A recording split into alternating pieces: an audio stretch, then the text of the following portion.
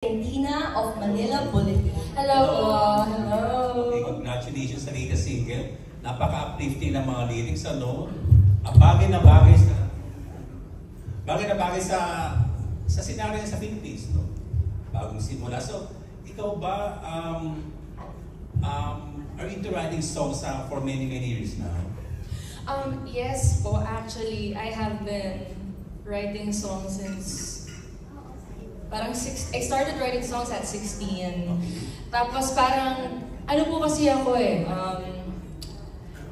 medyo takot po ako before na mag-express ng aking, mga emotions and feelings. And there was like a certain point then before na talagang parang scared or parang takot pa ako to like really open myself up to other people when it comes to like writing songs, music, ganyan.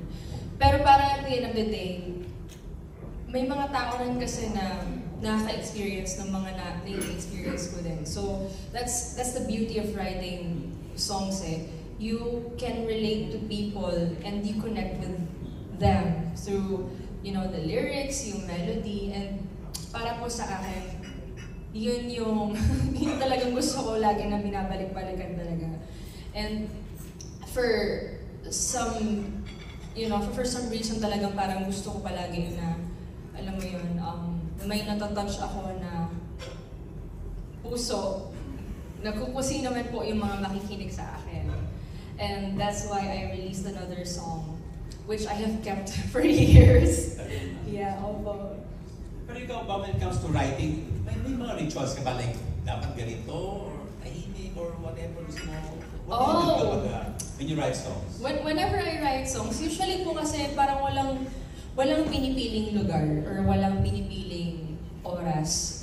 It comes in waves. Parang minsan darating na lang siya sa isang parang timing na an odd timing. For example, kunwari naliligo ako, may naisip akong tono, may naisip akong lyrics. Talagang nire-record ko siya agad or sinusulat ko siya agad kasi ayoko mawala sa isip ko. And I have notes.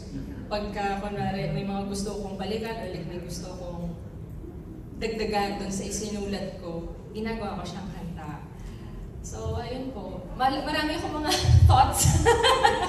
Yung thought process ko, minsan sinusulat ko na lang din po talaga. And for me, parang therapeutic siya para sa akin. Not necessarily na kailangan ko siyang gawing, kanta. I just love journaling and writing. Kung ano man po yung mga nararamdaman ko or yung mga nangyayari sa buhay ko.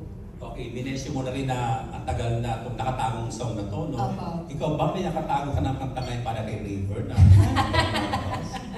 Meron naman po, syempre. Actually, I wrote him a song. My previous single that I released was actually for him. And it was about him. It's called Something na sa Spotify din po siya. Na-release ko po siya years ago. And then medyo natagalan po ulit ako So, ayun, talagang I really want to go back there. I really want to keep on writing and keep on producing, releasing songs. Kasi parang na-realize ko na this is who I am. This is who I am as an artist. And I wanna continue doon sa path ko na yun. Okay, last question. May duet na ba kayo? Sorry ako, nag-duet na ba kayo ni River na? Sa isang song po. Yes po. We had a cover of Pag-ibig na Kaya. We had a cover before. So it was released po, I think years ago. If I'm not mistaken, years ago din po. Okay, thank you so much, Julian. Congratulations sa latest single. Thank you so much. Thank you so much, Mr. Bobby Requentina. Now let's call Mr. Ricky Gallardo of Business Mirror. Ayun, hello po. I have two questions. Okay po. First question, taking off from the title of your new single, Simula, ano yung mga plano mong simulan, especially that the 2026 is dawning, no? It's coming soon. Ano yung mga gusto mong simulan sa sarili mo, sa personal life mo, at sa career? Marami akong nagsistart nasisimulan ko na ulit. parang ano kasi siya nagsimula tapos parang hindi na sustain and then magsisimula ka ulit. So, ano siya eh, it's, you know, a transition for me every now and then. Dun sa mga bagong bagay na gusto kong matry, like subukan, ganyan. I wanna try theater. I haven't done theater. So a lot of people have been telling me, no, you should try it, you know, bagay kasi ganito, ganyan. Or for example, may bibigay silang example ng isang project. Bagay sa ganitong project, ganyan. Sabi ko, talagang kailangan ko lang hatiin maayos yung sarili ko. Kailangan ko lang po talaga ng time management bilang medyo nagiging busy din po ako with a lot of stuff. Like I have All At Sundays, I have The Voice Kids, so medyo nagiging busy po ako. But I am even more busy when it comes to like promoting my new song, ganyan. I've been busy writing. Parang ano lang siya, kailangan ko lang siya talagang i-sustain at i-continue to the next year. And next, I think sa first quarter po ay magiging busy din po ako. I'll be in Dubai naman with Michael Pangilinan. I'll be having a concert with him on February. And then I will also have a series of shows in the US and Canada. So, yun po, talagang busy po talaga ako. A personal life, ano ba? Yeah, I think growth is really important. Adulting is really important. Darating naman tayo lahat yan, diba? So, ayun. When it comes to like even more personal, like matters of the heart, ano bang sisimulan? Parang, happy naman ako. Happy naman po ako. And I think yung kung ano man po yung tinutukan ninyo, I think dapat si Ray po, dapat yung makakasagot nun. So, siya na lang po yung tanongin ninyo. I will ask him. My second question is, it's been like 20 years since Popstar Kids. Yes po. And you've evolved to the woman and to the artist that you are. What would you tell your younger self? Sabihin ko sa younger self ko, na ano, kaya mo yan. Ipagpatuloy mo lang, maraming mga darating sa buhay mo na hindi mo ina-expect. Marami kang mga hurdles, marami kang mga challenges, pero malalampasan mo rin yan. Kasi walang ibibigay sa'yo si Lord na hindi mo kayang lagpasan or, you know, pagdaanan. Always keep on coming back to your core, and always be grateful. And then just continue lang with things that you love to do. Thank you. Wishing you all the best on all fronts. Thank you po. Thank you so much, Mr. Ricky. Let's call Miss Jessica Evangelista of Inquirer.net. Hello po, Hello. Miss Jerry. Congratulations po. Thank you. Lagi po inaabangan ng mga fans niyo po yung mga single na nire-release niyo. Pero kilala po kayo as Filipino Queen of OST po. So, may upcoming plans po ba to release more OST? And kung may drama po kayo na gusto nyong, parang ikaw yung kakantaan ng po ito? Future OSTs, well, recently, sorry po, ako po yung kumanta ng theme song ng Sparkle. Yes. Na 30 years na po. So, thank you so much, Sparkle. And then, future OSTs, for sure, definitely. If magkakaroon po ng opportunity and kung bibigyan naman po nila ako ng pagkakataon, of course, I would really love to release more songs and OSTs. Kung may gusto akong gawin, like may gusto kong kantahin for a drama, what would it be?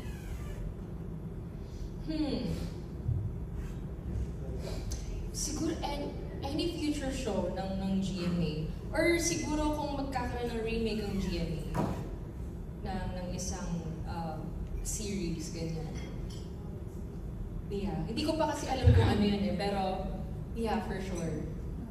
So how would you wrap up your 2025 naman po? Parang, ano po ba yung mga pwede niyo po naging personal growth yung career-wise and personality? For me, 2025, it has been a roller coaster ride, honestly, for me.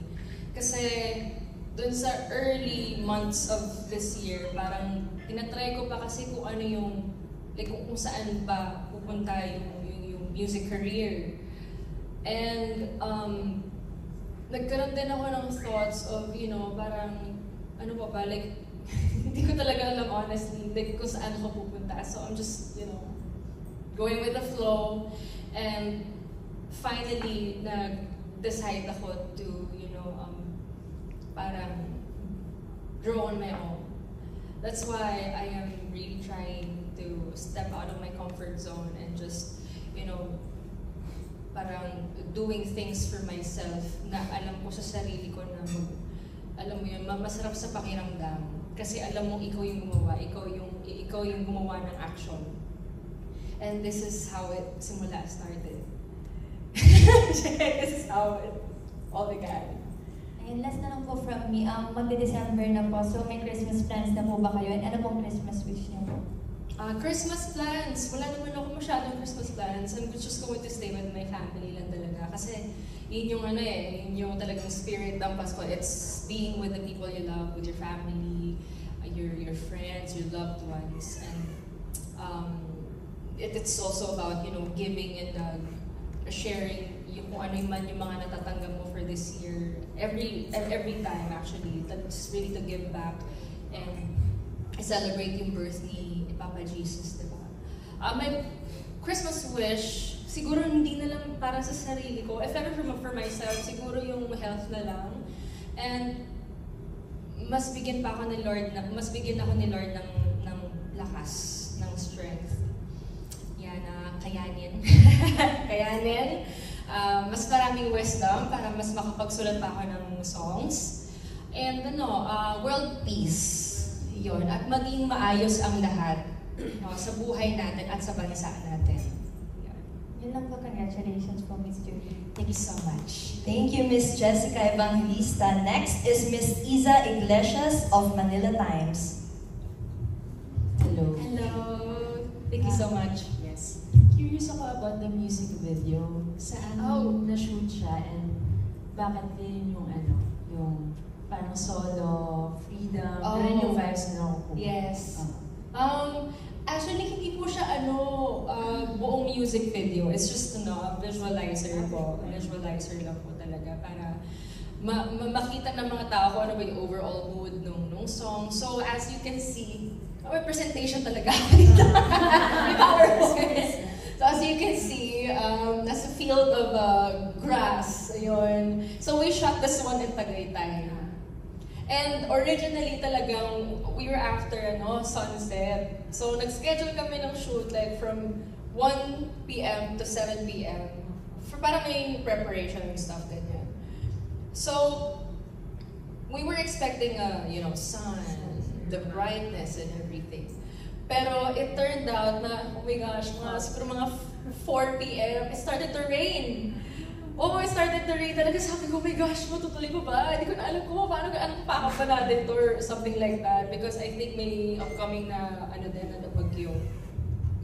Tapos, so sabi ko, sige, itry natin na pag nagtumigil yung ulan, itry natin mag-shoot pa rin sa labas. Ganyan.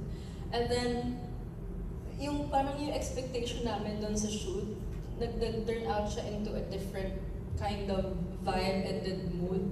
Parang, as you can see, talagang may fog doon sa visuals and everything. There was like one part in the very beginning of the visuals na medyo like bright, medyo sunny, ganyan, maaraw, gano'n. So nandun ako sa tuktok, tapos may may konting araw pa. Pero nag-start ng umulan, medyo sabi ko, shucks, kailangan natin mag-backup plan, ganyan. And then nung nakita namin yung outcome ng photos and ng video, sabi ko parang, wow, siguro ito talaga yung binigay sa atin ni Lord na weather, no? Kasi parang mas bagay talaga siya. The mood and everything. Kasi yung simula, it's such a, uplifting and a positive song. But it also reminds us na it's okay to be lost sometimes, And I think yun yung symbol ng fog eh. It's parang, di ba, pag foggy tayo, blurry yung vision natin, hindi natin makikita yung kung ano yung tamang daan, di ba? And parang para sa akin, medyo nagkaroon ng contrast doon sa visuals. That's why I don't know, it's just nice. It turned out better. Yeah, ang ganda niya. Thank you po. And throughout your journey, parang you've explored a lot of genres like Yes. pop, ballad. So for Simula, how does this fit into your whole music journey? Para po sa akin, yung music ko kasi it's really about evolution. And parang sa akin, hindi ako natatakot din to try new things, to innovate on my music, ganyan. And parang nung in-envision ko yung genre ng kantang ito, it's just parang it can be an anthem for all of us, you know. Like, you can use it for travels, you can use it for road trips, you can use it pag may pinagdadaanan, pag gusto mo humugot, di ba? Pag nag-iisa ka, kapag gusto mong mag-reflect, kapag gusto mong makamove on sa mga relationships na, or di ba, or mga things na kailangan mong i-let go of. It can be an anthem for each aspect of life talaga. And parang to be able to produce a sound like this, talagang nisip ko, sabi ko, paano ko kaya gagawin to? Kasi I don't want it to sound sad. But at the same time, may hugot siya, but I want it to sound positive. That's why yung mga elements na ginamit, like yung may mga tablas and all, the synths, the pads, and everything like that, I really had to be hands-on with it. So, ayun po. Ang sarap sa pakiramdam. It feels so fulfilling. Parang at peace kapag pinakinggan mo. Yes! Will we see this in the future album or EP? Are you planning on putting out? Yes, I'm planning to. Actually, nagko-collect na po ako ng mga materials. I've been, really working on it. I'm talking to different, producers then. So, yeah. Depende kung saan ito ulit pupunta at depende na sa schedule ko. Because medyo nagiging busy din po ako nowadays. And talagang as much as possible, I want to, make seeing it yung mga kung sa mga remaining time ko talagang gusto ko na I'm working on my music talaga. And this is like my #1 focus right now. And then last question, not sure if you're seeing I think sa X, yung mga sa charts, yung list ng mga top OPM artists, female and male.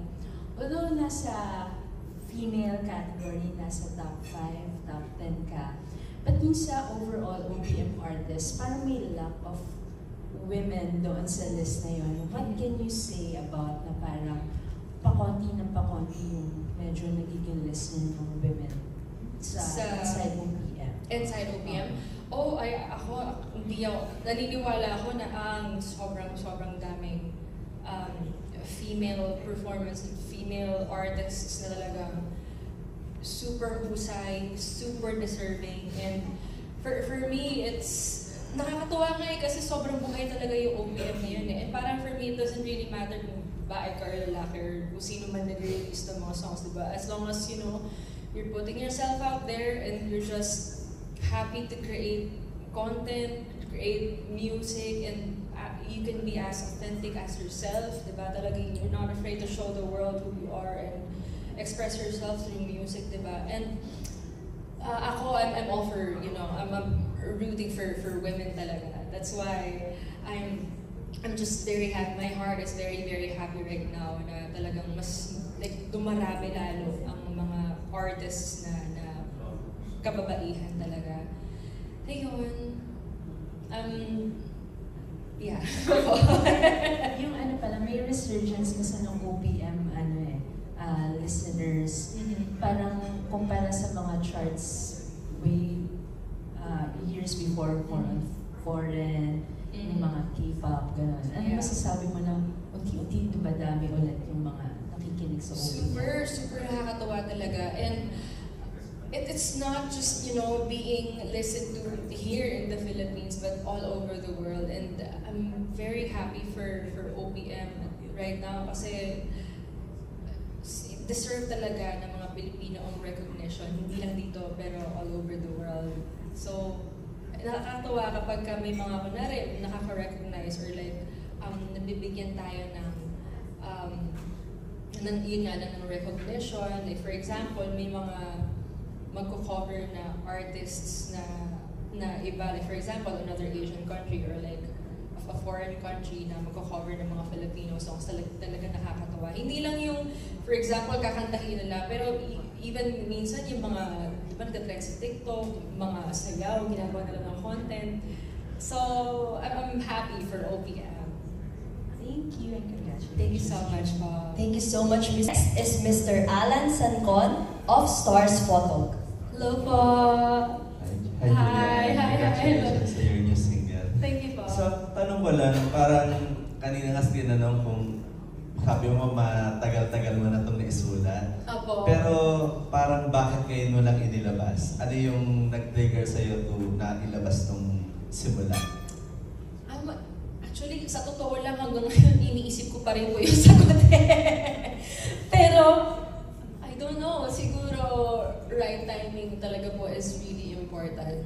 Siguro dahil nag-iipon pa ako ng lakas that time. Kasi sinulat ko to nagta-transition tayo na yung pandemic is the new normal na Tapos, syempre marami tayong mga pinagdadaanan before, marami tayong mga reflections, mga iniisip sa buhay natin, di ba? And parang that time hindi ako ready to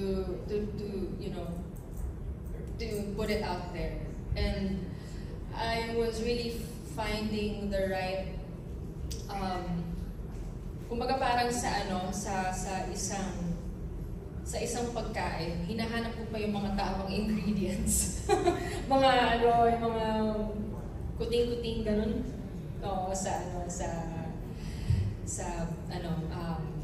Parang completos recados ganun. So I felt like this is the right moment to release it. And what is your inspiration writing this song? Ako? Sinulat ko po kasi siya. I was doing Limitless Musical Trilogy.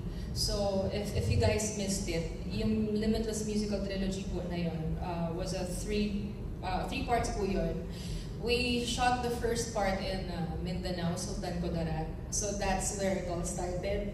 I was in the mountains. I was carrying my guitar. Tapos para sa akin ko, sulat ako ng song. Pagkatapos ng musical trilogy na to, makakabuo na ako ng kanta. At kakantahin ko yun dun sa last part ng trilogy, which was shot in BGC. BGC yun, di ba? BGC. So that time, I was also finishing we were doing a Limitless Musical Trilogy in Sikihor. I was with Ray and I was with Jessica as well. Tapos yun, I was trying to finish it. Tapos by the end of the trip, parang sabi ko, okay na, tapusin ko na to, ganyan. Tapos bago magsimula, yung third part, which is the last part na we shot in BGC, parang mini concert. Kasi parang that time, hindi pa pwede masyado yung mga live events, di ba? Parang we were very restricted to yung mga may social distancing kasi noon So bawal magdikit-dikit, lahat nakamask pa. And yun parang we tried to accept the fact that maybe this is this how it's going to be for the next 5 years, 10 years, ganyan. So parang tanggap na natin, ito na yung new normal, nakamask tayo habang nagla-live events, yung concert, ganyan. So somehow we wanted to do something for the supporters and for the audience to see na maybe ito talaga yung natin, yung new normal natin pagdating sa mga live events. That's why, nagkaroon po ako ng mini concert and doon ko kinanta for the very first time na simula. And then, sabi ko na-realize, parang wala tayong official audio release na itong kantang to eh. So ngayon, meron na. Ayan po. Speaking of simula, we're just curious, Julian. Apa. Kumbaga, bago mo narating yung ginaupuan mo ngayon, marami kang pinagdaanan. Nung nagsisimula ka, would you like to share your experience? Siguro yung mga pinagdaanan mo before mo marating, yung nagsisimula ka bago ka maging limitless artist. Nako. Iiyak po pag tinatawag talaga ako ganyan. Pero, yes, medyo marami-rami na at marami-rami pa pagdadaanan. Kasi nag-start po talaga ako sa Popstar Kids. I was 12 or I was turning 12 then. Tapos nagkaroon po kami ng group which was called Sugar Pop. And then for a time, medyo nag-click talaga kami and you know, nag-try talaga kami to create tracks, ganyan, we really bonded, we had fun. Hanggang sa na-disband yung group namin, tapos parang nag-separate ways na rin kami. And then, sabi ko parang, siguro hindi talaga to para sa akin, baka talagang trial lang ni Lord, ganyan. And at that time, sabi ko parang, sige, gusto ko na lang mag-focus sa school, focus na lang ako sa school, ganyan. Tapos parang may isang opportunity na dumating. Yung first break ko as a singer professionally was the theme song of Jezebel. So yun yung unang-unang break na natanggap ko sa GMA. So I sang the theme song hanggang sa nagtuloy-tuloy na it became a mainstay of SOP, Part of Pilipinas, and then we had, you know, shows, albums. I recorded albums, I recorded songs. I had, you know, series as well. So I'm just thankful kasi parang ano yun, sorry, parang may soundtrack na nakilungkot ka. Mas may ADHD ka ito, hindi ko alam. Pero, ayun, siguro ano na din, parang nag-thank you na lang din ako sa sarili ko kasi parang thank you for not giving up. Thank you for still being here. And despite the, you know, everything na nangyayari sa buhay ko, parang it all happened for a reason. Na ito yung binigay ni Lord na path sa akin kasi may gusto kong ituro sa iyo or may gusto akong ipa-experience sa iyo. So, doon sa mga experiences na yon, parang naging textured lalo yung buhay ko. Hindi lang sa personal aspect pero pagdating na rin sa artistry na alam mo yun, parang hanggang ngayon nandito ko pa rin. Talagang, I'm just very, very thankful that I still have this opportunity, this platform para ma-reintroduce ko ulit yung sarili ko sa mundo at yung aking music. And I wouldn't have done it if it weren't for my family, honestly. Kasi sila talaga yung support system ko po talaga and, you know, my supporters who have always been there. Since day one, sobrang thankful po talaga ako. Thankful talaga kay Lord. Thankful din ako sa lahat ng mga nagmamahal sa akin. Yeah, and I'm even more inspired actually. Nasarap sa pakiramdam. Nakaka-overwhelm, but it feels great. Last na lang, Julian. Kumbaga, because you are limitless, di ba? Napaka-successful lahat ng mga career mo, love life, di ba? Ano pa yung gusto mong gawin in your career, yeah, para magkaroon pa ng mas matinding success in your life? Okay. Well, I want to, marami akong gustong gawin aside from theater. I want to have my own record studio one day. I mean, it's just a dream, but dreams do come true, right? So it's really up to you kung paano mo at how to make it happen. And you're only gonna make it happen if you really want to, if you choose to make it happen. Thank you. Congratulations. More power to you. Thank you so much, po. Thank you so much, Mr. Alan Sancon. Next is Miss G of Malaya. Malayang Kasample. Di ba? Nakakagulat na wala akong palang theater. Wala po. Well, in high school, nag-try ako mag-Miss Saigon. Alam niyo po yung mga, kasi minsan, di ba, sa periodical exam natin, like sa MAPE. MAPE pa that time. So, nung high school ako, binigyan kami ng project. Mamimili kami kung ano yung gusto namin theater or like musical. So, parang that time, that was Phantom of the Opera, Les Miserables, and Miss Saigon. So, parang napili na yung isa eh. So, sige, Miss Saigon na lang. So, na-try ko naman mag-say, asaya niya. Kasi talagang mag-bond ko with the castmates eh. Tsaka yung mga classmates ko, sobrang G talaga sila na mag-practice, everyday talagang nag-bond kami together talaga. So, what more pa kaya sa totoong theater experience? So you acquitted yourself very well sa Clara and Ibarra, tapos you've proven yourself as an actress, and you've proven yourself as a remarkable singer. So kung mag-theater ka, anong role yung gusto mo play? Anong gusto mo? Anong dream mo? Depende po eh. Kasi ako, I'm all for any character po. Depende. Ang iba kasi yung roles sa TV, iba rin sa movies, and iba rin talaga sa theater. So it really involves, all your energy. Talagang ibubuhos mo talaga doon. Depende po kung ano bumibigay na opportunity. So I'm really all for any character. You don't want to reprise your high school experience? For Miss Saigon, Yeah. I would love to. I would love to. Actually, fun fact, I got a call slip that time nung Miss Saigon. I think same time yun nung ginawa ni Ate Shin, ni Ate Rachel Anning yung Miss Saigon.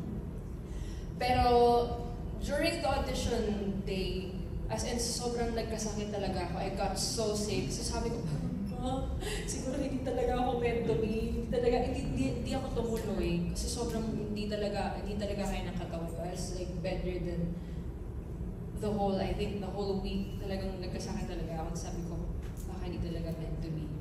So if ever give it a chance, of course I would love to. Yeah. So you will wait for that. Look for me. Good natin po. But yeah, I really would love to try. So once and for all your fans and for all those who will be humming this, ano ba talaga yung message mo sa mga listeners ng Simula? Ano ba talaga yung gusto mong ipalaman? Yes, for me, katulad nga po na lang ko sinasabi na ang dami na kasi nangyari din talaga sa paligid natin eh. So it all boils down to, if you choose to start, diba, in a positive way, talagang everything else just follows na lang eh, diba? Parang iba-iba kasi tayo ng timeline at iba-iba tayo ng kung paano tayo mag-cope. So, talagang it's a choice. It's always a choice and a decision to start anew. And talaga, para sa lahat ito, ng lahat ng mga pinagdadaanan, sa lahat ng mga gustong, ma-discover ang kanilang mga sarili ulit, sa lahat ng mga nangyari sa bansa natin, sa paligid natin, sa pamilya natin, diba, sa relationships, ganyan. So, para talaga sa kanila tong kantang ito. And this is my way of also connecting my experiences through my music with them. How do you remain always hopeful, always sunny, always positive? Kasi you've been mentioning kanina, you always have this attitude of gratefulness, you're always thankful, Mm-hmm. you mention. Paano mo nagagawa yun? Actually, I don't know. Hindi ko na po alam. Mahirap siyang gawin eh. I guess siguro nasa mindset na rin po kasi talaga parang nasubok na. Kumbaga parang marami ka ng pinagdaanan sa buhay, mas mahirap ka dyan. Pero alam mo yun, nandito ka pa rin, nakatayo ka pa rin, di ba, matatag ka pa rin. And it's only gonna make you even stronger eh. Kasi talagang pampatexture ng life yung mga pinagdadaan natin sa buhay, diba? So, it's always a choice. Kasi, you can't just put yourself in a box eh. Parang hindi ka dapat nililimit sa ganito lang. Dapat, you're more than that. You deserve only the best things in the world. Thank you so much. Thank you so much, Miss G. Lastly, let's call Mr. Jaco Manangan of TikTok Philippines. Hey, Jules. Hi, hello. Congratulations on your new Thank you single, so Simula. much. We're Thank really you. proud of you. Grabe Thank ka you dun po. sa- Thank you. Ayan, recently nag-number 1 yung Simula sa iTunes and pati rin yung ibang albums mo like Breakthrough, Deeper, and yung Forever EP.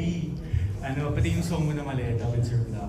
Pumasok din sa top iTunes. What can you say na after you release na Simula, umiingay o na-reintroduce yung mga albums and songs? Grabe, nagulat talaga ako. Honestly, hindi ko yung expect talaga. Kasi sabi ko, parang, it's oddly weird, pero weird na good thing. Kasi yung after the release ng Simula, parang nag-resurface lahat ng mga albums ko before. Sabi ko, oh wow, like siguro ang nostalgic eh. Nostalgic kasi even for me, I was just talking to my sister on the way to work. Sa car kami pareho, tapos we were listening to my previous album. So sabi ko, my God, may ganito pala akong kanta. Sobrang dami ko ng kanta. Pero nakakatawa lang din talaga pakinggan kasi it reminds me of, the good old days, yung mga panahong yun, like kung ano yung mga happenings that time. Parang siya, nag-resurface siya lahat, naalala ko lahat, parang nag-relapse din ako ng konti, parang ito pala akong kanta. Ito yung mga pinagdaanan ko. Naalala mo po ba yun? Parang pinagkwento namin ng kapatid ko. Sabi, naalala mo pa yun, oh my God, ate, like, ito yung time na CD pa yun. Yeah. Tapos, pinapatugtog pa namin sa kotse ni ng uncle namin, papunta ng school. Kasi araw-araw namin pinapakinggan yung album mo, ang ulit-ulit na. Tapos yun, nakakatawa lang talaga na, like, wow, may nakikinig pa pala sa akin. Yun, I'm just, very thankful and happy. Really proud of you and happy din. Thank you. Ito naman, ang dami nagda-dance challenge ngayon sa Simula. Anong Oo, reaction oh my mo? gosh! Hindi lang sa mga puntok-puntok yung mga fans, kundi sinasayaw din nila yung dance challenge. Nagugulat din ako kasi honestly, talagang katuwaan lang talaga namin yun. Kasi originally, ipo-perform ko talaga dapat for Sparkle 30. And I'm gonna use that for future promotions, ganyan for like, let's say, I recently performed it sa TikTok Lockdown Live, and I'm also gonna perform it on AOS. So sabi ko, sige nga, dagyan natin ng konting sayaw, tignan natin. Katuwaan lang talaga. Tapos yung nag-post kami sa TikTok, sabi ko, ang dami na gumaya ng choreography. Grabe talaga, like umabot na ng Denmark, umabot na ng ng Japan, umabot. Sabi, nakakatawa talaga, nakakatawa. Kasi ang daming dami mga Pilipino talaga na nakikinig sa OPM. And I'm just very happy kasi ginagamit nila yung song ko. Ayan, it's crazy. It's grabe, undescribable yung feeling talaga. Tsaka lahat ng mga makikita ko nire-repost ko, tapos nagko-comment ako. Like, I really do appreciate them. Kasi syempre nag-effort sila talagang gumawa sila ng content out of my song. I really appreciate it. Ako, tinatry ko, di ko talaga. Ang hirap. Kaya mo yan! Ito, last question. Kaya mo yan! Anong lyrics sa Simula, yung parang tagus sa puso or yung favorite line mo? Ako, for me, yung bridge part siguro, yung unti-unting papawiin, mga tinatagong hikbi sa iyong mga mata. Sa landas na tinatahak, hindi ka nag-iisa basta't kumapit ka. Yun yung, parang for me, I think that's my favorite line. Kasi most of the time, hindi kasi natin alam na may pinagdadaanan pala yung tao, di ba? Minsan, sabihin natin, ang saya naman yung tao, napaka-jolly person niya. Pero hindi mo alam na may dinaramdam siya. So, with that song, parang, like, ano siya, pinch sa heart na, oh my gosh, that's how I feel. Ganon. I was writing that and I really wanted to resonate with the listeners. Yeah, I love that lyrics as well. Thank you and congrats, Jules. Thank you so much. Thank you so much, Mr. Jacob Manangan. What an eye-opening conversation between Julian and our friends from the press. It was... Ikaw din eh. And to commemorate this special event, of course, we have the flowers from Sam Manuel. Let's have a quick photo op with Julie. Okay, smile for the camera.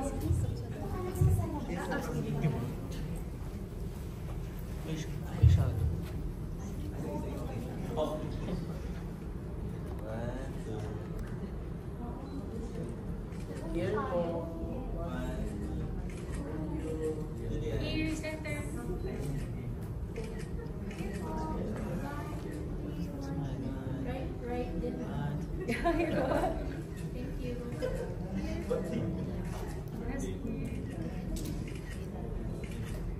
Here, dito rin po.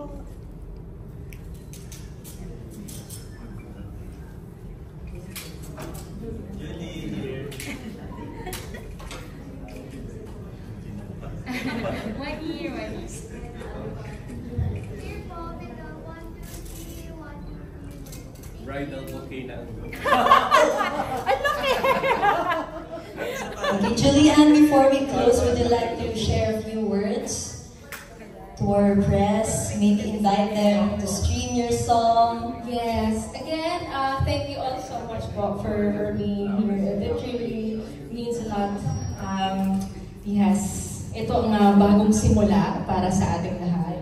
Actually, magtatapos na yung taon, pero feeling ko, alam mo yun, like, kailangan natin magsimula ulit. Kasi panibagong taon na next year. And we're all, you know, rooting for good things and only attracting positive vibes only, diba?